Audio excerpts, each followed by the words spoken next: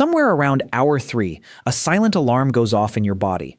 So why would you skip goodbye to 20 people you love, grab your coat, and vanish out the side door? No hugs, no exit speech, just gone.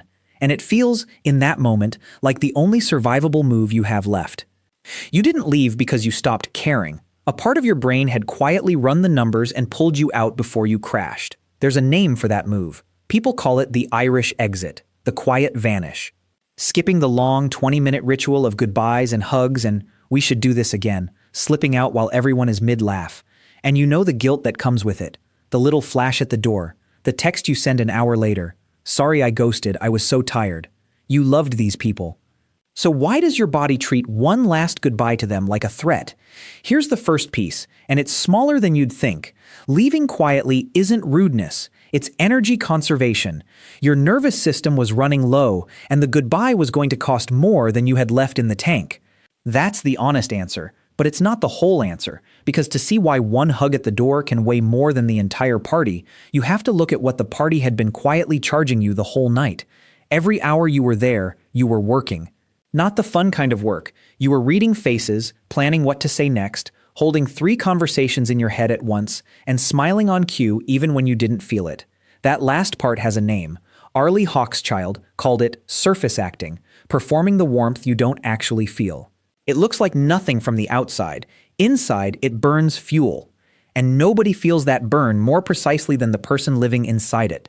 Sarah, you know that exact feeling. The battery draining while your face keeps doing the party. What's actually going on in there? Yeah, so basically you've got this internal battery bar, and from about an hour in, it's already dropping. You feel it before you can name it. You start rationing, quietly doing the math on when you can leave, while your face keeps smiling and nodding right on schedule.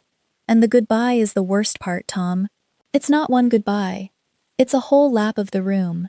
Every hug, every wait. Before you go, you have to switch back on and mean it. One more time. So by the time you reach the door, your bar reads 1%, and someone grabs your arm and goes, "Oh, you're leaving? 1 sec." And something in you just flinches. Huh, okay, so the goodbye isn't the small part of the night, it's the single most expensive part, right at the end, when the tank is already sitting on empty. And that flinch has a real mechanism under it. Self-regulation, steering your own behavior, holding back the urge to just bolt for the door, draws on a limited pool. Roy Baumeister's work put a name to it. Self-control is effortful, and it wears down the more you lean on it. Every hour of being on spends it down. Then the long goodbye walks up and demands a fresh, full spike of that same control at the exact moment you have the least of it left. You're being asked to pay top price when your account is nearly closed. And there's a second, hidden tax on top of that. You don't just pay for the goodbye when it happens. You pay for it in advance. From the moment you clock that you're fading, part of your attention breaks off and starts dreading the gauntlet, rehearsing the route to the door, bracing for every 1 sec before you go. That quiet background dread is running the whole back half of the night, draining the same pool you need for everything else. By the time the real goodbye arrives, you've already paid for it twice. But here's the thing. Not everyone's tank drains at the same speed. 2 people can stand in the same room, at the same party, and one is charging up while the other is quietly burning out. So this stops being about willpower and starts being about the wiring you were handed at birth. Some nervous systems simply hit too much sooner than others. Hans Eysenck argued that introverts run at a higher baseline of internal arousal. They're already sitting closer to the ceiling before the party even begins. So the same crowd that leaves one person buzzing and hungry for more leaves another maxed out and aching for a quiet street and some cold air. It isn't that introverts dislike people. Their volume knob just starts higher so it fills up faster. The Irish exit is them protecting the last inch of headroom they've got. So the tank is real, and it's smaller for some people than others. But why does the brain choose to vanish, silently, guiltily, instead of just saying a quick goodbye and going? There's a colder way to read that choice. Peter, this is your lane. The brain's doing actual accounting here, isn't it? It is. Think of it as a budget, and the account is already deep in the red. Every warm goodbye is another withdrawal it can't really afford. So the system sits there and runs the cost of each option. If you stay to finish the whole social script, all the hugs, all the doorway small talk, you risk something genuinely expensive, snapping at someone. going blank. Tearing up in front of a room full of people, a public meltdown. That costs you real standing, and people remember it for years. Slipping out silently costs you something too.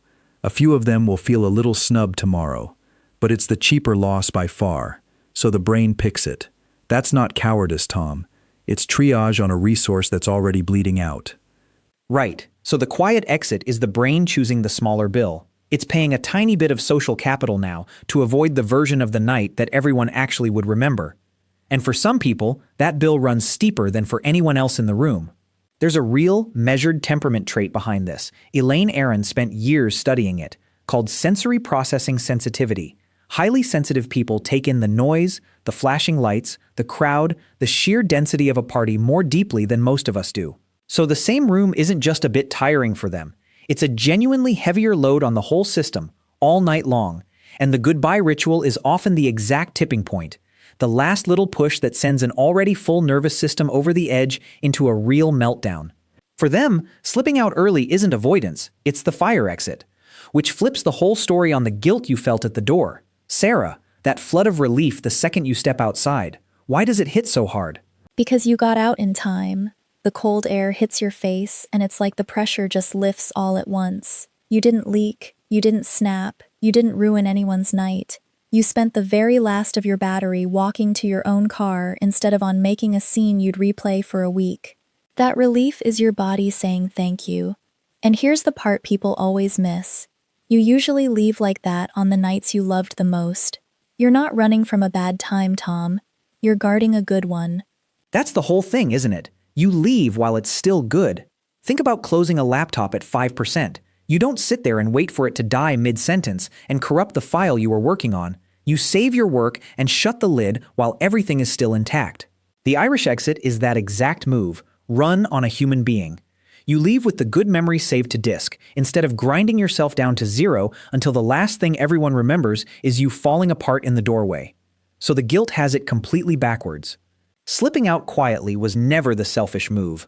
Masking all night, the smiling, the warming up, the performing of feelings you had to manufacture, that was real labor, and you paid it gladly for hours because you wanted to be there. Choosing the one moment to finally stop paying it isn't you failing the room. It's you knowing your own limits well enough to protect them and to protect the people in that room from ever having to see you crash. You didn't ghost the party. Your nervous system pulled you out before the tank hit empty, quietly, on purpose, so the night could stay a good one in your memory and in theirs.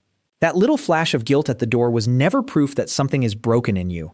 If anything, it's proof of how much you cared about being there in the first place. You just cared enough to leave while you still had something good left to protect.